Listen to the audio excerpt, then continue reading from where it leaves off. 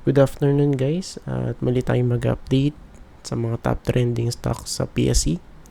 And syempre don't forget to subscribe sa ating channel and pakipress na rin yung notification bell para palagi kayo ma-update sa mga bagong videos na i-upload natin. So kahapon wala ata tayo upload, no? Ayan. At medyo busy, pero ngayon of course babawi tayo. Hanggat kaya natin mag-update, pag-update tayo. PX, alright. Nalaglag, alright. So, nalaglag na siya, no?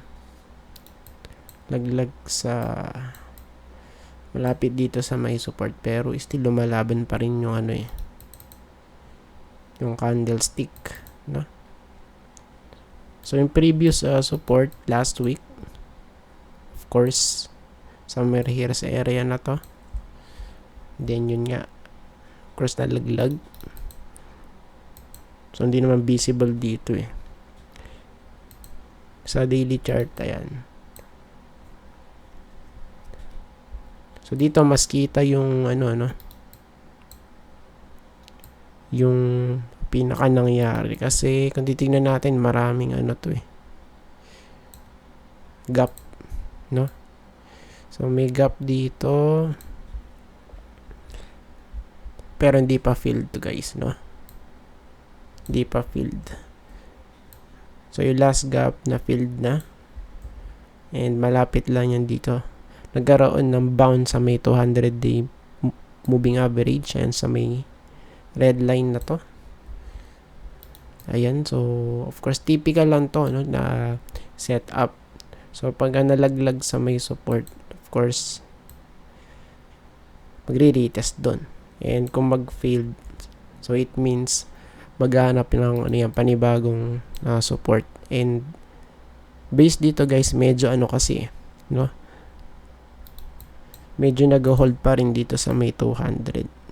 So kung di na mag-hold dyan guys, no? If ever lang. So ang possible dito na. Ayan, sa may 7.7 to 7.5. Somewhere here sa area na to. Ayan, no? Kung di na masusustain. Pero, kung masusustain naman, so pwedeng balikan tong another gap. Kaya sa gawin taas, no? So, dito yan malapit sa 9.78. Ayan, so pwedeng ganun yung setup, no? For PX. Ayan, kasi ano na siya eh. Karoon na ng downtrend dito, no? Ayan, and of course, remember, nasa parabolic pace na kasi ito. Ayan. So, since 2024, 2025, actually, nag-start, no? Yung kanyang breakout. Ayan. So, around, February 2025. And right now, yun nga, no? Ayan. So, tingnan natin. Then, we have plus. So, check natin. Shout out sa mga nagla-like ng video natin. And as well, nagko-comment. Maraming salamat po sa nyo support. Ayan.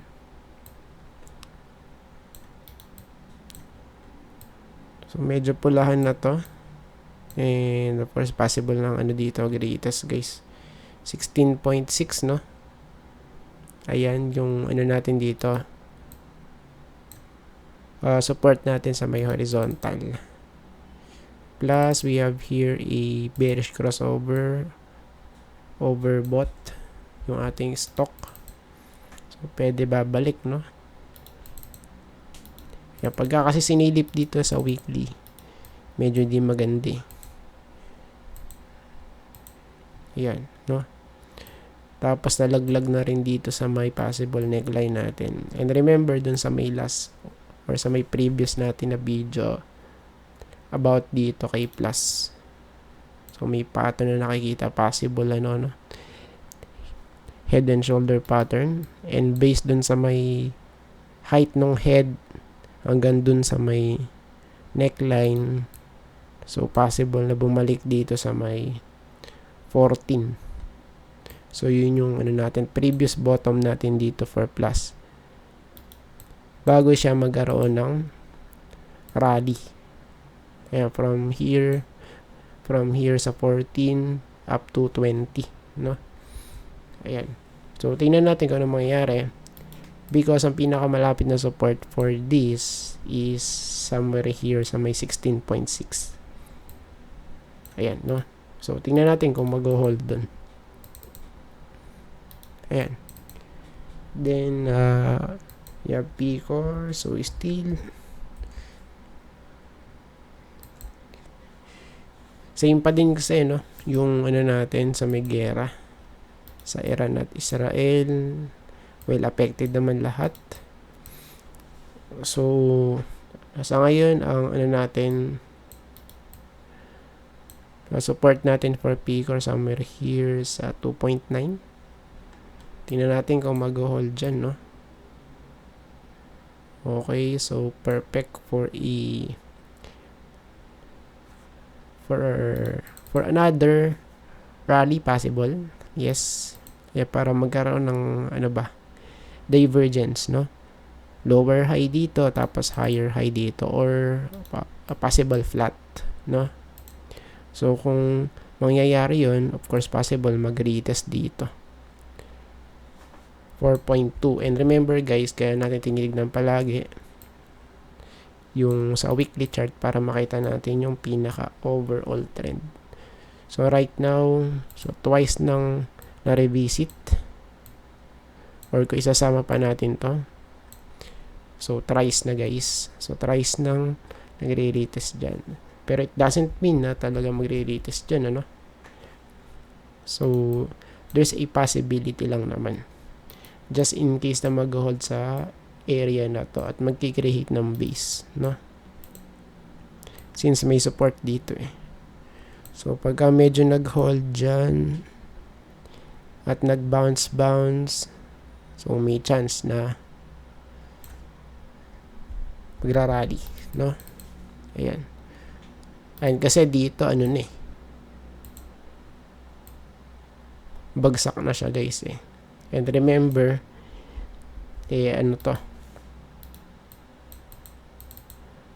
karon ng baloktot yan. Like this one. Diba? So, after ng pag-angat, may pagbagsak. Angat, bagsak. Angat, bagsak. Same here.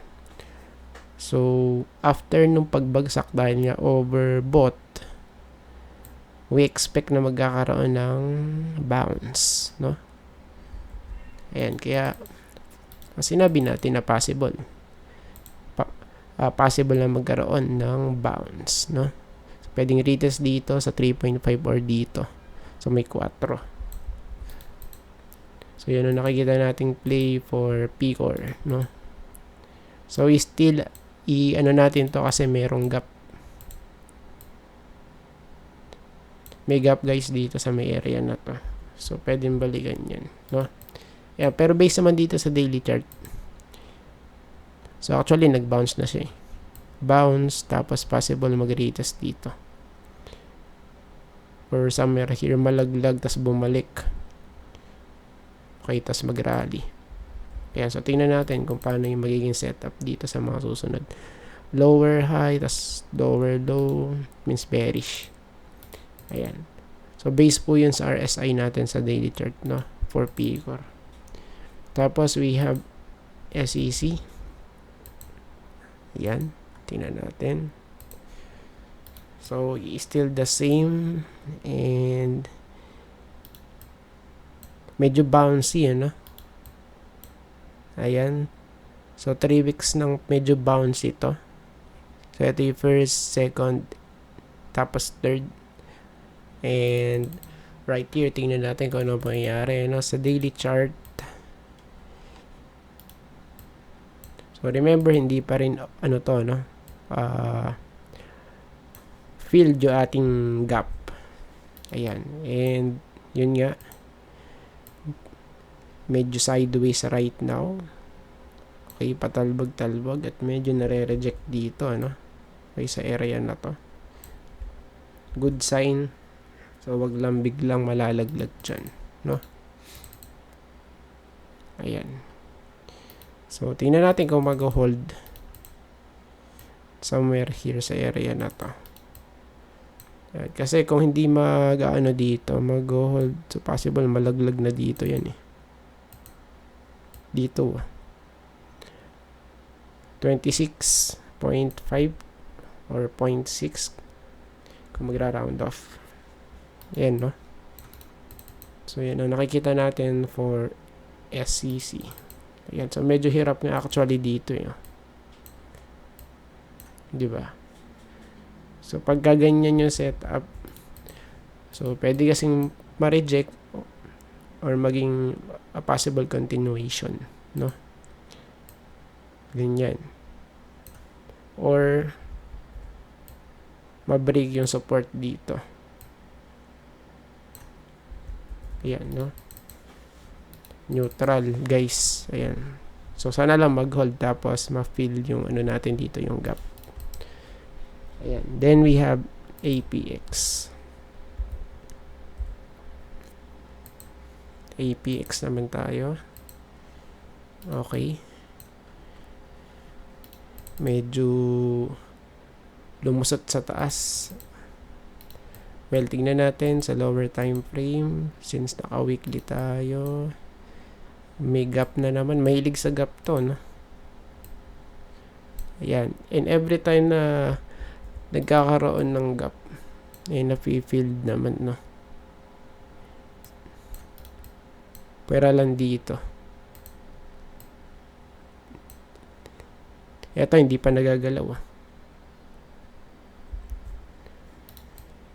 Yung gap sa taas since nung siya ay nag-peak. Ayan, so tignan natin. Let's see kung ano mangyayari dyan. At medyo mataas na, ano. Tignan natin. And parang meron tayong nakikitang pattern. So mukha siyang ano, no, head and shoulder pattern, diba? Well, tingnan natin kung paano magpe-play out dyan. Ayan, no.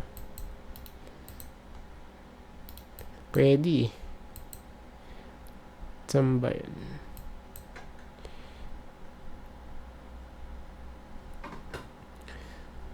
So, pwede siyang mangyari, guys. Dito ata yun. Ito siya yun. Head and shoulder, pero still, ano, no? Let's see. Let's see pa rin, guys. Well, tingnan natin. Ayan, no? Let's see, guys. Ayan, kasi pwede pa naman itong ma-invalidate, no? So, pagka nalaglag sa neckline, eh baka ano to, kumbaga mag-play out na to, no? Ayan. So, possible lang.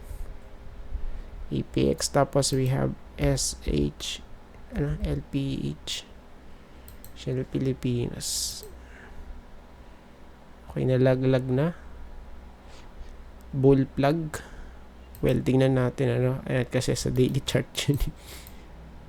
Ayan, pero base dito kasi na-reject sa 200 eh.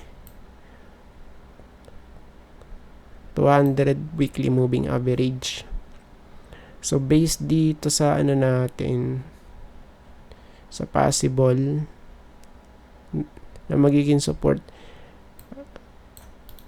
By the way, parang support din kasi ito eh. Ito. Itong area na to, parang support din siya. Ayan, so tingnan muna natin kung mag-hold dun sa area na yan, no? Ayan, then fib. Okay.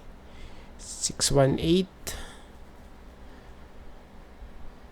So, dito kasi 618. Sa area na to sa 8, no? Tapos nasa 9.5 na siya. Ayan. Well, tignan natin. Okay. Kung babalik tayo sa, wait lang pala. Ayan, bumagsak na. Okay, wala pang bounce. So, possible dito pwede mag-bounce, ano? Then, kung mag-hold. Then, sa daily chart. So, pwede kasi, ano eh. Ito, bull plug. Pwede. So, wag lang nung, ano, kumbaga, wag lang tatago sa baba. Ayan, kasi ma-invalidate, no? So, pwedeng, okay, ganyan yung mangyari. Okay. Ayan, so, tingnan natin. Let's see, guys. Or, kung ma-invalidate nga yung pattern, so, malalaglag. Dito, malalaglag somewhere here. Ayan, no? So, Thursday na ngayon. Bukas tignan natin. Typical kasi pag Friday, bearish. Ayan, no? So, let's see, guys. Ayan, for SHLPH. And I think we're done. Of course, naka-anim na tayo. And bukas ulit mag-update tayo. So, see you po bukas. Bye-bye and God bless.